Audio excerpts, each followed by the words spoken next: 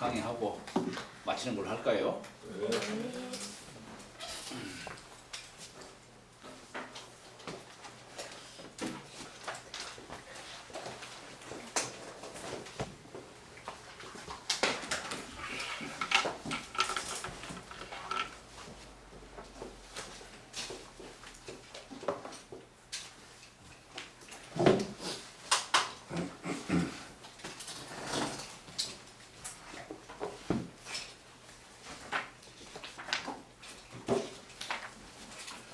이 태극이라는 말이 이거 번역하면 어떻게 해야 되나요? 번역하면 큰 점이요. 큰 극이라. 네. 큰 점. 큰 점? 크게 단 점. 그냥 이거 뭐 이거요? 극히 그러니까 하여튼 예예예 꼭지 클 점. 때자 큰 점. 전라도 사투리로 짜그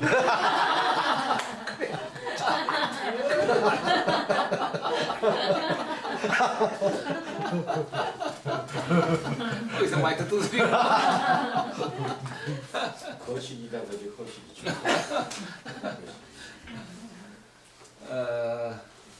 요거 이제 우리가 클 태자라고 하죠. 클 태. 그리고 극이라고 하는 게 지극하다 이런 말 쓰죠. 지극하다. 네? 지극하지만 너무 지극해서 짝이 없다. 상대할 자 없다 이런 뜻이 너무 지극해서. 네, 그래서 보통 옛 선비들이 이걸 뭐라고 표현하냐면 지극이 무대라.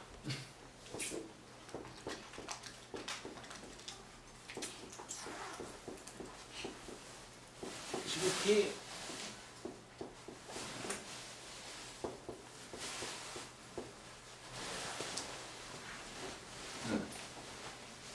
우리가 이쪽 있으면 저쪽 있고 그렇잖아요. 네? 위 있으면 아래가 있고. 그런데 여기서 말하는 극이라는 글자는 지극하다는 뜻인데 요거 짝이 없어. 상대할 자가 없어. 네, 이쪽 있으면 저쪽이 있어야 되는데 그게 없다 이런 얘기예요. 지극만 갖고서 좀 표현이 조금 애매하니까 여기다 무대라는 말 덧붙인 거예요. 수호지에 나오는 무대가 아니고.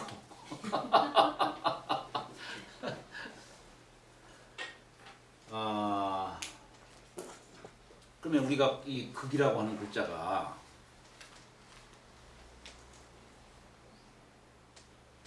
우리 보면 양극도 있고 음극도 있고 그렇잖아요? 극이라고 하는 글자를 갖고 있는 것이 또 천진 삼재로 말하면 편극도 있고 지극도 있고 인극도 있고 그렇단 말이에요. 그런데 그것도 다 극은 극인데 그럼 태극은 뭐냐 이런 얘기야. 태극은 뭐냐. 이것을 다 싸잡은 거예요. 그 총칭해서 그런 것들을 다 싸잡은 것을 태극이라. 그래서 우리가 이 태라는 글자를 갖다가 파자하기를 이게 극이라는 게 그렇게 짝이 없기 때문에 수로서 표현하면은 하나를 얘기하는 거예요. 하나.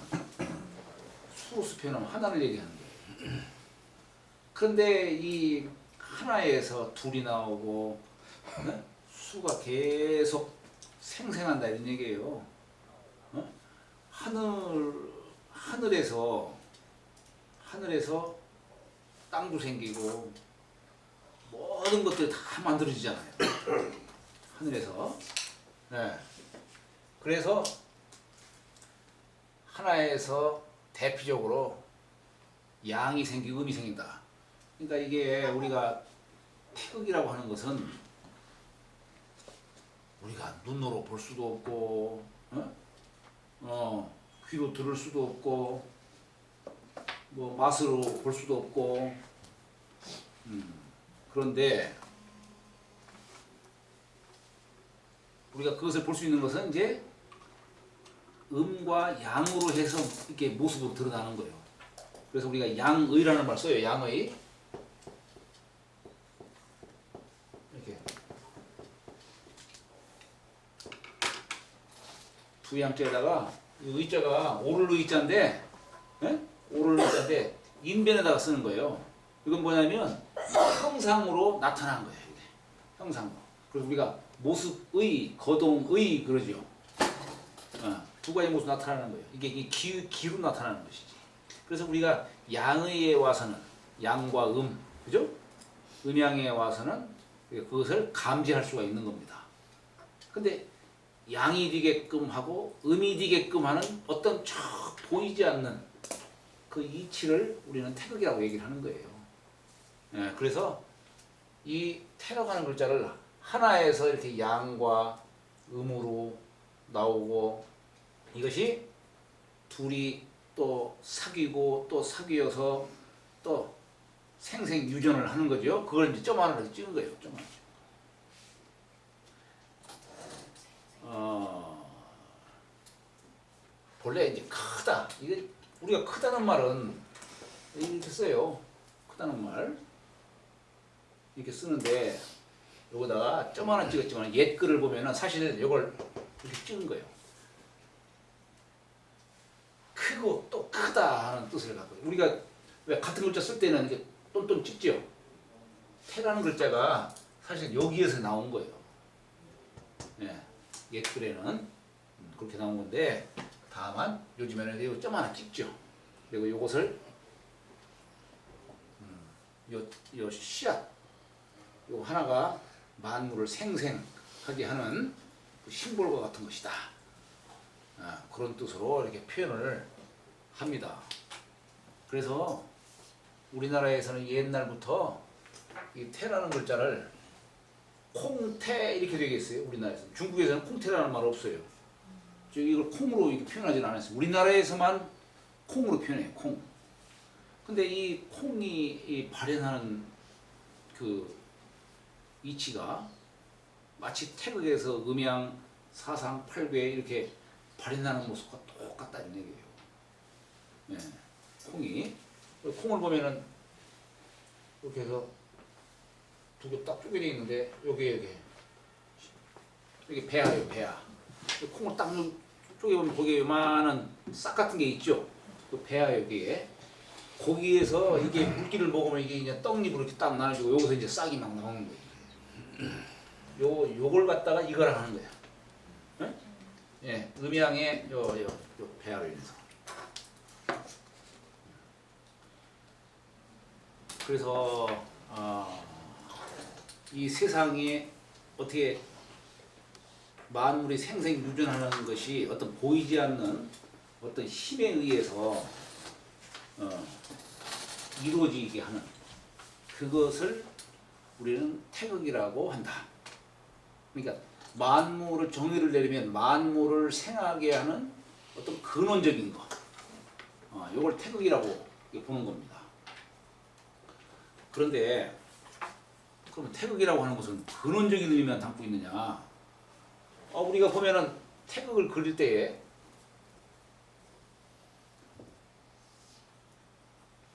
이렇게 그래요. 태극을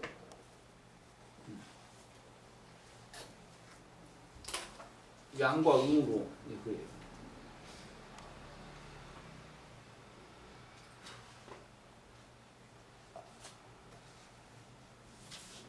그러면은 아니 태극이라고 하는 것이 양과 음을 담은 뜻으로 이렇게 그린 걸 보면은 태극은 과연 그러면 근원적인 뜻일까?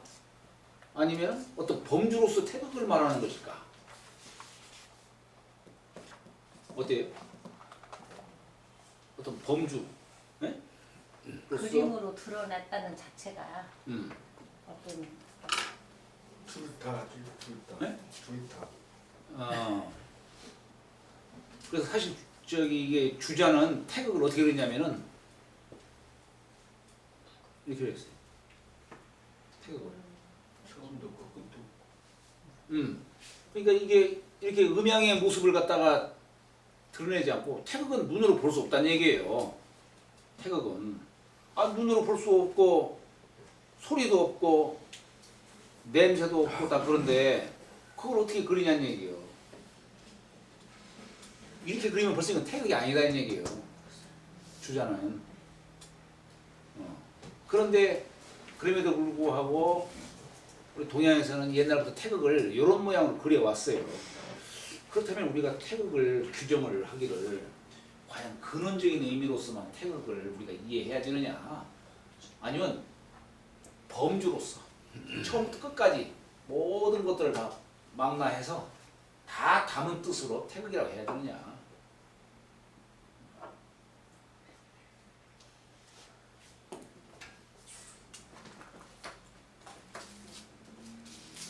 우리가 이 태극이라는 용어는 공자가 하신 말씀이에요. 노자는 무국이라고 했죠. 노자는. 이게 용어 표현은 좀 달라도,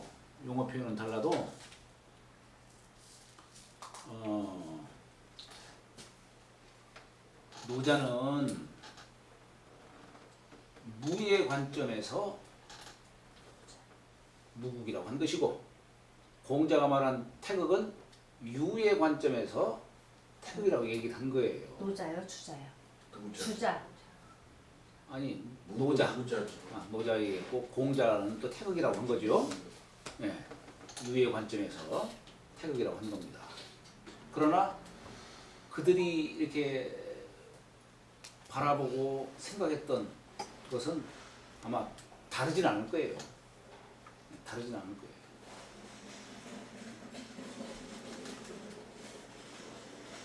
우리 극이라는 글자도 보면은 극이라고 하는 글자도 나무목변에다가 썼어요. 옛날 동양에서는 이 나무를 갖고서 이치를 많이 얘기해요. 나무를. 근데 여기 동방 목도로서 이게 썼는데 이것도 근원의 뜻이에요. 맨 처음 오행 중에 만물이 생하는 것을 목으로 보는 거예요. 상으로서 생하는 것을. 근데 여기에 극이라고 하는 글자를 이렇게 쓴 걸 보면은 제가 이렇게 썼지만은 사실 파자를 하면은 여기 두 위자가 있어요. 이건 천지, 두 기운을 말하는 거예요. 여기에 천지를 통할 수 있도록 하는 것이 사람이다 이게 사람. 천지를 통하게 해주는 게 사람이다 이런 얘기예요. 그러니까 사람만이 천지의 도를 통할 수가 있고, 사람만이 천지가 하는 일을 대행할 수가 있고 완성할 수 있다는 얘기예요. 사람이. 그래서 인간은 영물이라고 하는 거예요. 천지의 도를 사람이 함께 참여할 수 있다 이런 얘기예요. 그리고 여기다가 사람 자를 쓴 거예요. 근데 사람이 일을 뭘로 하느냐? 입으로, 손으로, 손숫자 이거, 손숫자. 입으로, 손으로. 그래서 그 극을 이루는 거예요. 극을 이루는. 그러니까 이걸 보면은 아하, 태극이라고 하는 것은 단지 근원만을 의미하는 게 아니라 처음부터 끝까지 모두를 다 담고서 이 태극이라고 이렇게 정의를 내렸겠구나 이렇게 얘기할 수가 있는 겁니다.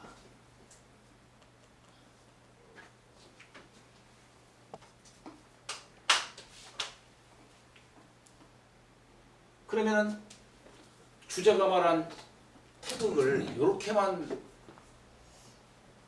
표시하는 것도 어찌 보면은 조금 적절하지 못하다라고 볼 수 있어요. 주자가 말하는 태극의 개념은 무국의 개념으로서 얘기한 거라고 볼 수 있어요. 여기는 형상으로 드러나는 것까지 다 얘기하는 거예요, 지금. 형상으로 드러나는 것까지 다 얘기하고 있어요. 그래서 혹자는 이 무국이라는 용어를 비판을 하기도 합니다. 왜냐? 아니, 태극이라고 표현하는 것이 더 낫다. 에? 공자께서 말씀하신 태극이라는 표현이 더 적절하다 얘기를 하는 거예요. 왜냐? 아니, 우리가 보통 도라는 그 글자를 정의할 때 일흥일양지의 도다 이렇게 얘기해요. 일흥일양지의 도다. 한 번 음으로 가고 한 번 양으로 나오고 하는 걸 돌아간다. 그럼 돌아가는 것은 음양을 다 담고서 도를 얘기하는 것이지 음만 갖고서는 도라고 얘기할 수가 없는 거죠. 그죠? 양만 갖고서도 안 되고 이걸 다 담고서 도라고 하듯이 태극이라는 개념도 그렇다는 얘기예요. 그래서 여기다가 태극의 개념 위에다가 뭘 덧붙여서는 안 된다는 얘기예요. 근데 옛날에 주림교 선생이 이 태극이라는 개념을 과거에 근원적인 의미로만 이렇게 생각하다 보니까 여기다가 무국이라는 용어를 덧붙여가지고 무국이 태극이다 이렇게 무국이요 태극이다라고 이렇게 한 거예요. 그런 걸 바라본다면은 이게 참 우리가 생각할 부분이 참 많아요. 지금 여기서 무슨 정의를 정확하게 이렇게 내릴 수는 없는 일이고 더할 수 없는 이 극 모든 걸 담고 있는 극으로서 우리는 태극이라고 얘기를 한 겁니다. 만약에 우리가 무국을 갖고 모든 걸 다 얘기한다면 그러면 유국이라는 개념은 또 어디다가 붙일 수 있냐는 얘기예요. 무하면 유에 대한 개념의 상대적인 개념으로 얘기를 하는 거 아니에요. 그렇잖아요? 네. 근데 무국이 있다면 유국도 있는 거예요. 그렇다면은 우리가 도가에서 말하는 무국이라는 개념은 한정적일 수밖에 없는, 그렇잖아요? 유를 담지 않은 뜻으로 얘기를 하는 거 아니에요. 무가 있으면 유도 있으니까 태극은 그걸 다 담은 거다. 태극은 무와 유를 다 담은 것으로 우리는 태극이라는 용어를 그렇게 개념 정리를 그렇게 해야 된다라고 하는 겁니다. 근데 여하튼 이 태극을 이렇게 둥글게 표현을 했어요. 우리가 이게 둥글다라고 하는 것은 뭐냐면 하나라고 하는 것을 표현한 겁니다. 하나라는 건 뭐냐? 우리가 말하는 하나는 숫자의 개체로서 하나를 말하는 게 아니고 그것도 얘기는 할 수 있어요. 근데 하나라는 개념은 우리는 시공을 다 담아서 얘기하는 겁니다. 즉 시작과 끝이 없는 순환하는 개념으로서 하나를 얘기하는 거예요. 시간적으로 말하면 순환이고 공간적으로 말하면 너와 내가 구분이 되지 않는 혼돈에, 이걸 우리는 혼돈이라는 용어를 써요. 혼돈. 태극이라는 용어는 공자가 붙였지만은 그 용어를 근원의 뜻으로서 이렇게 해석한 사람들이 누구냐면 한나라 때에 상수역을 했던 사람들. 한나라 때에는 태극을 어떻게 얘기했냐면 혼돈에서 천지가 창조됐다 이렇게 얘기를 합니다. 혼돈. 요즘 용어로 말하면 이제 카오스예요. 카오스.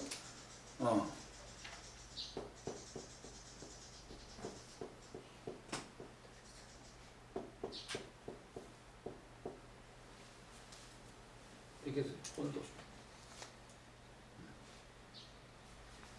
이건 음양이 섞여 있는 거예요. 음양이 구분이 안 된 거예요. 이 혼돈 속에서 천지가 창조됐다 이게요.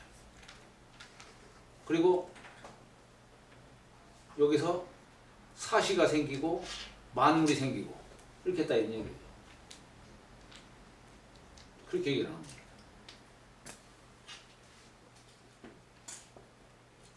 그런데 그러니까 이게 우리가 이 태극이라는 것은 천지를 창조하게 하고 만물을 생하게 하는 근원적인 의미로서 태극의 개념을 정해 내린 거예요. 태극 개념을.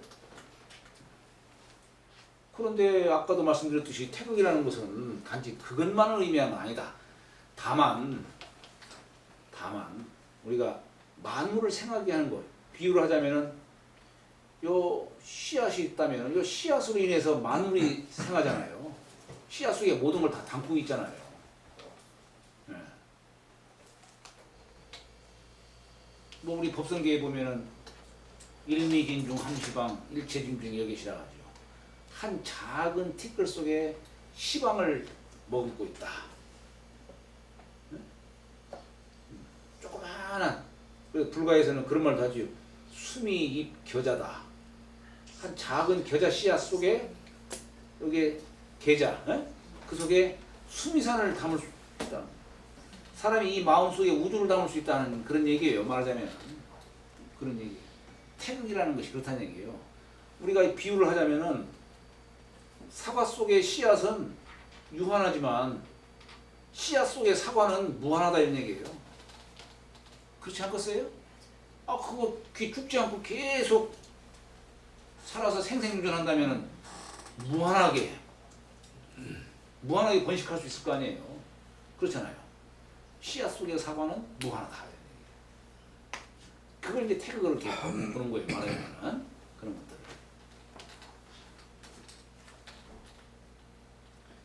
그런데 이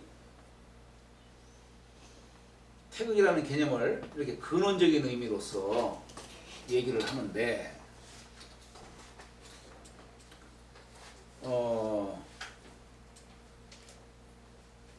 만물을 생하게 하는 이런 이 태극의 개념을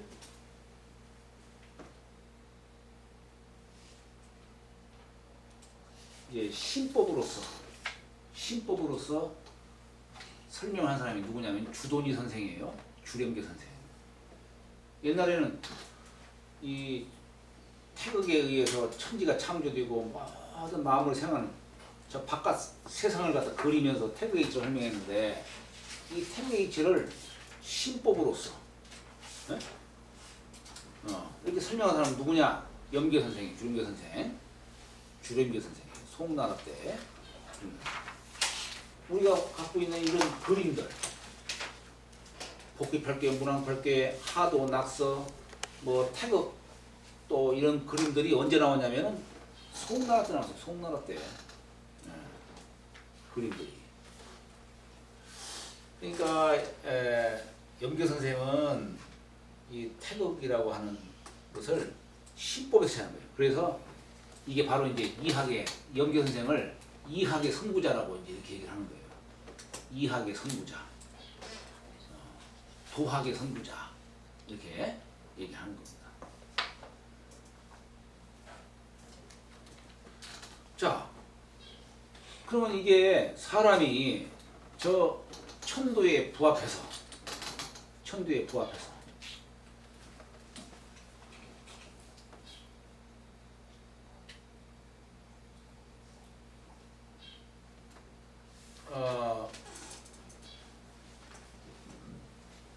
이 수신의 도를 갖다가 이게 수신의 도로서 말할 때 이 혼돈이라고 하는 이 용어는 아까도 얘기했듯이 음양이 구분이 되지 않은 그 자리예요. 그 자리. 그러면 사람의 마음으로서 얘기한다면은 이것은 너와 나를 구분하지 않은 자리예요. 너와 나를 구분하지 않은 자리. 옳고 그름을 떠난 자리. 사람이 마음이 그러한 경지에 있을 때 그야말로 무아지경이에요. 너도 없고 나도 없는 벽을 경계가 무너지는 그 자리. 그것을 이렇게 원으로 표현한 거예요. 원으로 표현. 그걸 하늘로도 이렇게 형상화해서 표현한 것이고, 사람의 마음을 둥글게 표현. 이 둥글게 표현한 것은 그야말로 적연부동한 자리예요. 적연부동한 자리. 거기에서 한 생각을 딱 낼 때 진공묘유라고 하죠. 진공수에서 묘한 유가 생하는 거예요. 만물이 만사 만물이 그 실체가 거기서 나온 거다 이런 얘기예요. 거기서 나온 것이다. 이것을 이제 불가에서는 이것을 원각이라는 거. 원각, 둥글원자, 깨칠각자.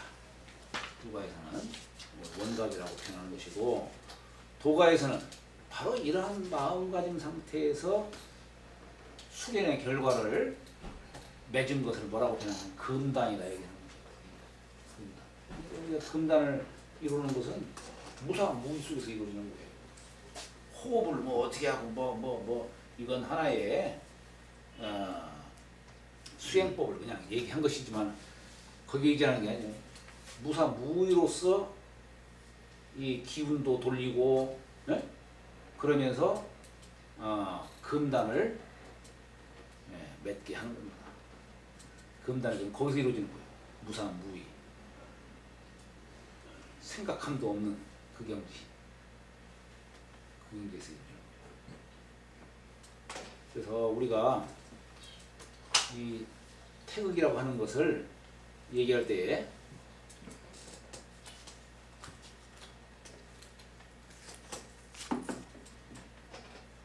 태극에도 시후 태극이 있어요. 조금 더 구분지면은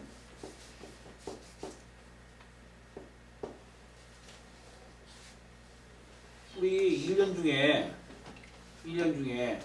이 태극의 결실은 언제 이루어질까? 9월달, 10월달이에요. 배로 말하면 여기 문학대로 말하면 여기 이 자리 9월달, 10월달. 열매를 그때 맺잖아요. 우리가 태극 하루로 말하면 술시와 해시예요. 하루로 말하면 술시와 해시. 그러니까 이게 태극의 체는 속에서 이루어지는 거예요. 태극의 체는 속에서 이루어지는 거예요. 태극의 기운을 쓰는 것은 양으로 쓰는 거예요. 그래서 옛날 선비들이 이 태극의 체를 갖기 위해서 정절을 하는 겁니다. 고요정자. 정절을 하는 거예요. 생각도 그치고 몸도 그치고, 그죠? 신심의 몸도 그치고 마음도 그치고 이 정신조차도 가만 그치는 그 자리.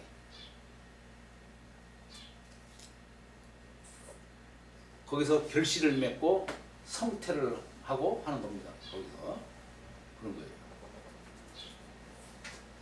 또 한 가지는 진종태극이라는 게 있어요.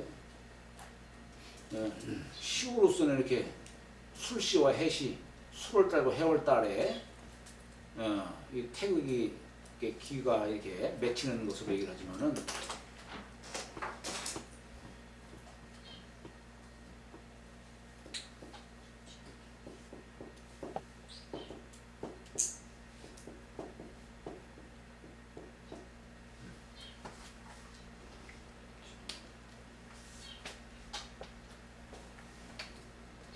우리가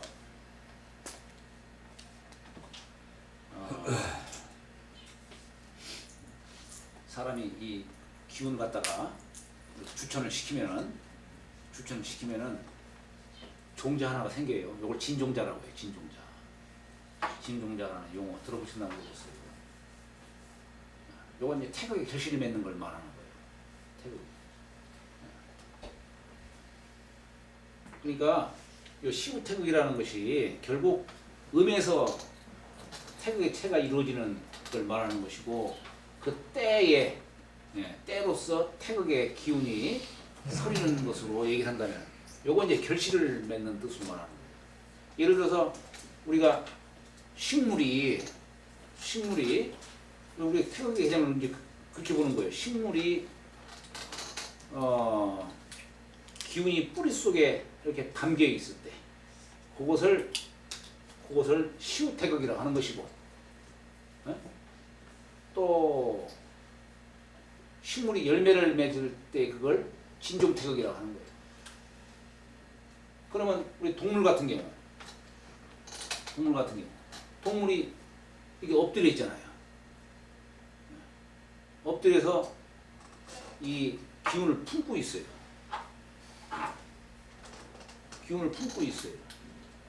그것이 저녁에 잠잘 때 그때의 태극의 기운, 우리 사람으로 말하면은 잠자는 걸 말하는 거예요. 잠자는 거. 그게 시우태극이에요. 그런 것도 태극으로 다 얘기할 수 있는 거예요. 그리고 교미를 함으로써 새끼를 낳고 하는 거.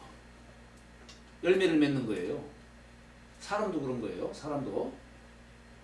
그래서 이 태극을 이게 두 가지 개념으로 이렇게 나눠서 보통 이게 도가에서 이렇게 하는 얘기인데 여기에서 이렇게 범죄에서 벗어나진 않아요. 시우 태극과 진용 태극이 있다라고 하는 거.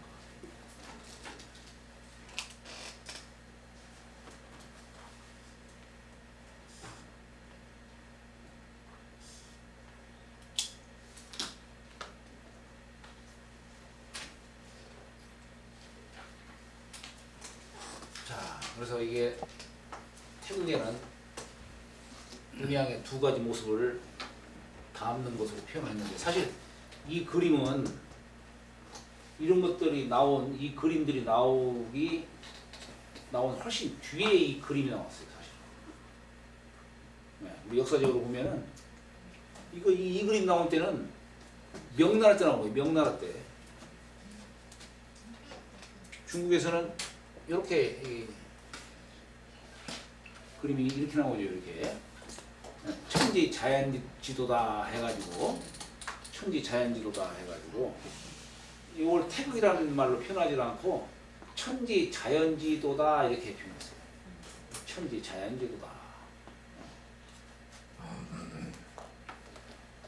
이런 그림들은 팔괘, 복귀 팔괘, 문왕 팔괘 이런 그림들은 또 하도 낙서 그런 건 이제 송나라 때는 거예요. 송나라 때. 그래서 우리가 역사적으로 보면은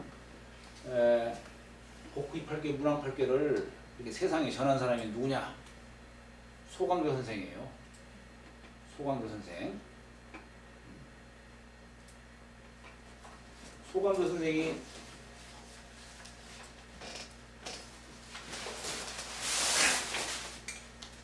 이게 이제 복귀 팔괘예요. 복귀 팔괘를 소광조 선생은 물론 이제 이게 복귀의 자취라고 여긴 거예요. 그러나 소광조 선생은 복귀 팔괘다 이렇게 표현하지는 않고 선천 팔괘다, 문왕 팔괘를 후천 팔괘다 이렇게 설명을 했어요. 그리고 거기에다가 이렇게 숫자를 붙였어요. 이렇게 숫자 5, 6, 일건천, 이태택, 삼리화, 사질외, 오손풍, 육감수, 칠간산, 팔곤지. 일감, 이태, 삼리, 사진, 오손, 육감, 칠간, 팔곤. 괴에다 이렇게 숫자를 붙인 분이 누구냐? 소광조 선생이에요. 소광조. 그런데 주자가 요 팔괘를 복귀 팔괘다 이렇게 설명했어요. 복귀 팔괘다. 그리고 이제 상대적으로 저 문왕 팔괘를 이제 소광조는 후천 팔괘다 이렇게 했는데 후천이라는 용어를 썼어요. 후천 팔괘다 용어를 썼는데 주자가 그걸 문왕 팔괘다 이렇게 얘기를 한 겁니다. 문왕 팔괘다.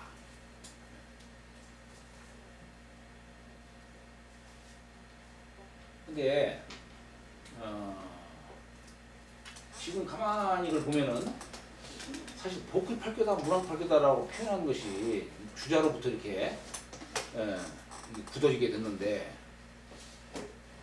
그 표현이 과연 옳을까 하는 생각이 들어가요. 그 표현이. 왜냐? 과연 이 복귀 팔괘는 복귀 씨가 만드셨을까? 우리가 그냥 복귀 팔괘라고 하니까 복귀 씨가 만든 걸로 그냥 생각을 하지만은 과연 복귀 씨가 만들었을까? 의심이 됩니다. 사실 복귀 씨가 아니고서라도 이 그림은 공자가 하신 말씀에서 이렇게 유추한 거예요. 공자가 천지 정의하고 산택이 통기하고 내풍이 상박하고 이렇게. 혹시 이 책이 있으신가요? 이 책이 있으시면은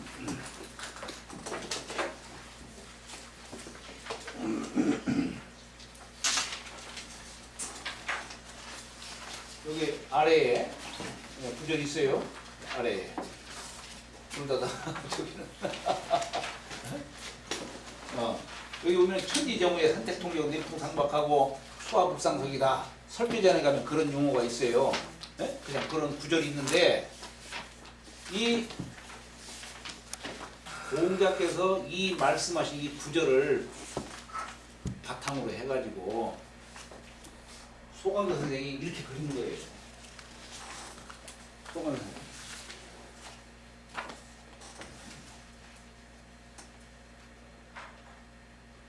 그래서 혹자는 요 그림을 뭐라고 표현하냐면은 여기 공자의 천지정의의 선택통계하고 하는 이런 구절을 앞글자를 딱 따가지고 천지정의도다 이렇게 얘기했어요.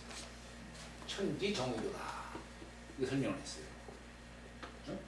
이제 좀 정리하면은 예전에는 이걸 이름을 붙일 수가 없어가지고 천지정의도다 한 걸 이제 소강도 선생이 이 팔귀가 복희씨의 자취라고 여기서 이렇게 그림을 이렇게 그리고 이걸 선천팔귀다 이렇게 얘기를 한 거예요. 선천팔귀다. 그리고 또 여기 아까 문왕팔귀도 역시 마찬가지로 공자께서 이 문왕팔귀를 설명하시기를 제출 호진하야 아까 여기 복합학계는 건곤을 중심으로 얘기했어요. 맨 처음 건괴부터 얘기했는데 여기는 공자가 또 진괴부터 설명해가지고 진괴 제출 호진하야 제호손하이며 상진호염 치욕공원 여론 제천공원 노부감 성은 호관하니라 이렇게 진괴부터 괴를 갖다 이렇게 쭉 그었어요. 네. 그래서 이 공자의 이 말씀을 바탕으로 소강도 선생이 이렇게 그린 거예요. 네. 이 그림을 그린 거예요. 그리고 그 당시에는 뭐라고 이름이 이렇게 정해져 있지 않아. 문왕이 했다 뭐 그렇게 얘기를 하지 않았어요. 그래서 옛날 사람들은 이것을 바로 공자의 제출 호진의 이 구절을 바탕으로 해서 요 그림을 뭐라고 표현했냐면 제출 호진도다 이렇게 얘기했어요. 제출 호진도다 그렇게 얘기한 거예요. 누가 그렇게 했다고? 옛날 선비들, 옛날 사람들 그렇게 했어요. 복급할 게 문왕팔귀가 딱 정해져 있는 게 아니고. 네. 그 제출 호진에 그 동쪽 개념이 들어있나요? 그럼요. 아니, 제출 호진 네 글자 중 어디 있지? 진괴가 진괴가 동방이에요. 그래서 공자가 아니 진괴를 동쪽에 그 사람이 그려서 이제 그걸 종이에 공자가 건지. 아니 공자가 만물이 추로진하니 지는 동방야라 있구나. 공자가 말씀했어요. 네, 공자가 방울을 이렇게 딱 그냥 정해가지고 말씀하신 거예요. 그래서 이걸 대충 호진도라고 했는데 소강도 선생은 이것을 역시 문왕의 자취라고 여긴 거예요. 그리고 그렇지만은 이 복희의 역은 선천의 뜻을 설명하고 있고 문왕의 역은 후천의 이치를 밝힌 거기 때문에 그래서 복희 팔귀를 소강절은 선천 팔귀다. 문왕 팔귀를 후천 팔귀다 이렇게 한 거예요. 그걸 이제 복희 주자가 한참 뒤에 주자가 복희 팔귀, 문왕 팔귀 이렇게 붙인 거예요. 그러다 우리 이제 후학들이 이거 접하실 때는 아까 그 선천 팔귀는 복희 팔귀를 했으니까 이거 복희가 만들었구나. 문왕 팔귀 역시 또 문왕이 만들었구나. 이렇게 우리는 이렇게 굳어지게 된 거예요, 사고가. 자, 그런데 그러면 물론 그림이 이제 소강도 선생의 황극경서에 이 그림들이 이게 전해져 오는 건데 앞에 지금 요게 이제 주역 원본 집주라고 썼습니다만은 여기에 나와 있는 이 앞에 있는 그림들, 이 그림들은 주자가 여기 실어놓은 건데 주자가 실어놓은 거예요. 주자가 실어놓은 건데 주자가 없는 걸 자기가 올려놓은 게 아니라 소강도 선생의 황극경서 속에 그림들이 실려 있는 걸 그걸 다 뽑아가 여기다 놓은 거예요. 이게 9가지 그림이 있어요. 여기 9가지.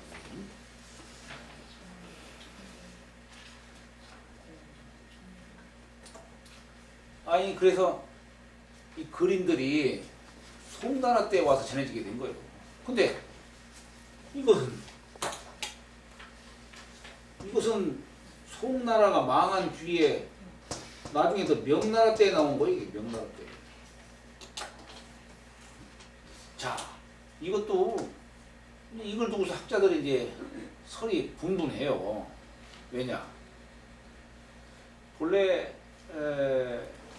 이 태극도라고 하는 것이 그때 송나라 때 태극도라는 게 있었어요. 그거 뭐냐면 주рем기 선생이 전한 태극도가 있어요. 근데 이런 걸 이걸 태극도라는 게 아니라 왜 동그라미가 5개 있어가지고 거기에 뭐 음양 3개가지고 오행 모양을 그려놓고 뭐 화색 만물하고 뭐 이런 복잡한 건데 영대 선생이 그렇게 그랬는데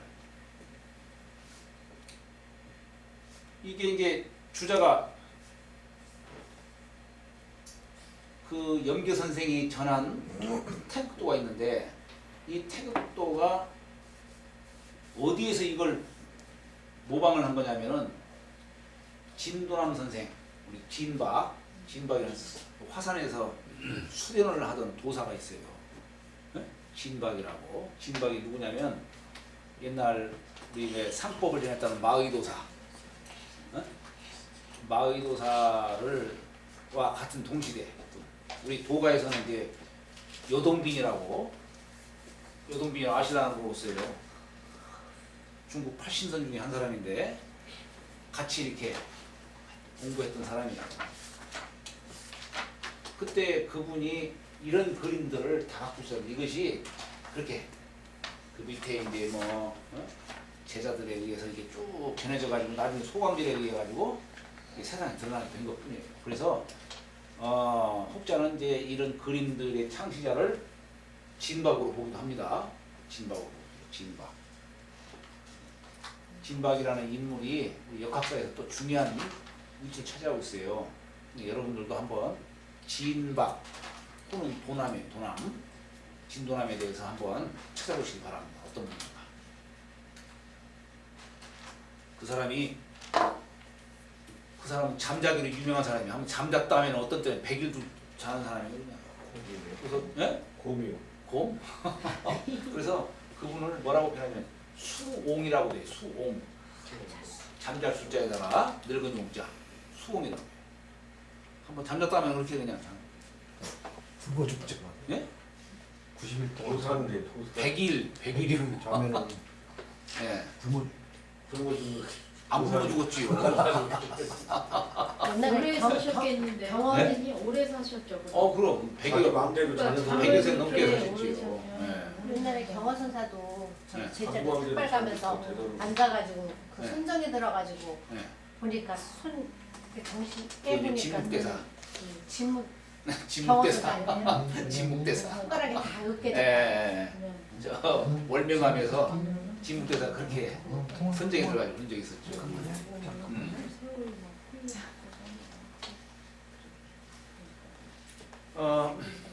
뭔 얘기하려다가 100일 잤다고. 그래.